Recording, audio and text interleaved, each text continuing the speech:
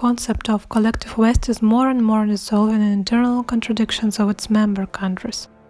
The USA plans to rob Europe, Turkey objects to Sweden and Finland join NATO, Hungary acts against anti-Russia sanctions, Germany evades heavy weapons supply to Ukraine and pays billions for Russian oil and gas.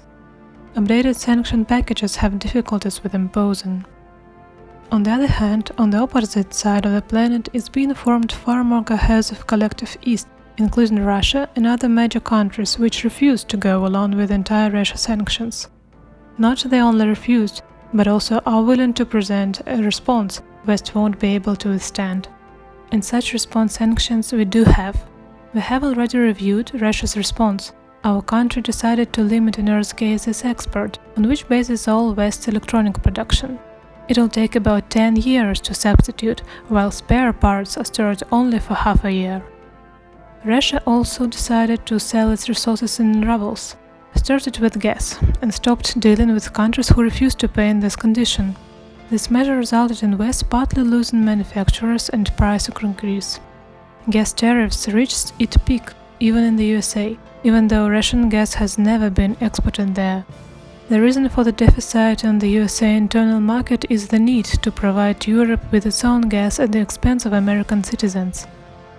All in all, these measures alone are enough to bring down West economy, leaving it without energy resources and lack of supplies for the main part of productions.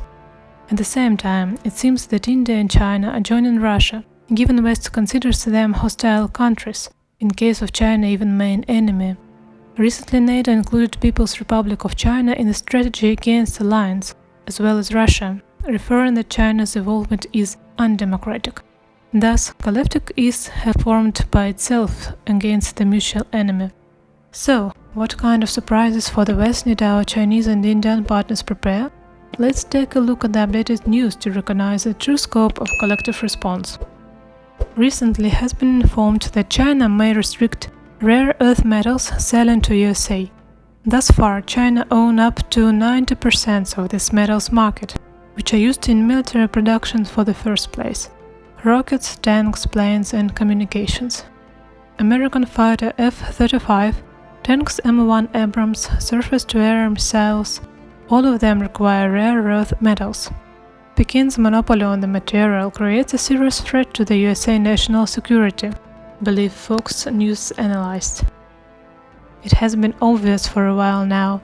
Arms supply exists not to support Ukrainian democracy, but to urge European countries to make new contracts with USA in return, thus enriching USA military-industrial complex with dozens of billions.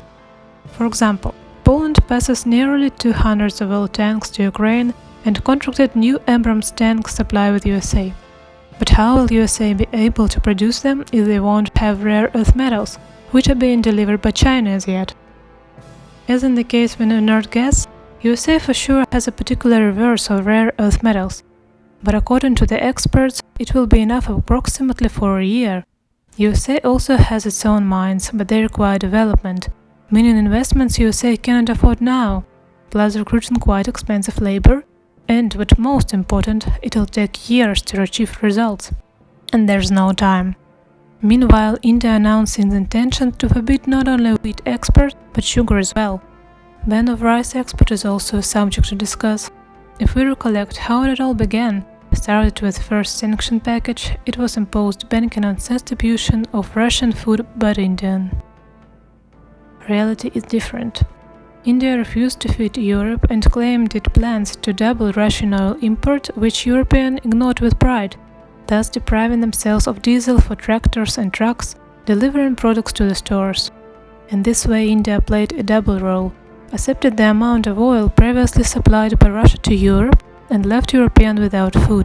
Maybe the concept of collective East is still quite unusual for the ear, but our common interest to weak and, if possible, destroy the West economy is very precise. Without our inert gas and energy resources, without Chinese rare earth metals and Indian products, West's coming years promise to be tough. Moreover, the situation is taking place on the peak of food and energy crisis, when named resources are already in deficit. Following, even getting hit at such a right time when simple bathing is restricted, even without sanction. West economy may just collapse. All in all, our response measures are far more serious than JSC Rossellhaus-Bank disconnected from SWIFT. Regarding first signs of hitting to the right spot, let's take a look at the news again. Poland advises citizens to collect firewood because of charcoal embargo. France encourages citizens to avoid using air conditioner. In Germany soon will be enacted legislation limiting speed on the autobahn in order to reduce fuel consumption. And also, to heat less water, take shower and flush less frequently. And this is just the beginning. Recognizable 19th century picture lies ahead. Hidden with logs, they are already being collected. Hunting with a slingshot in absence of rare earth metals. The worm windmilled god of wind shall be worshipped, and economy, as we know it now, will be gone as soon as electronic supplies run out. Sanctions work in both ways. West asked for it, it'll get it.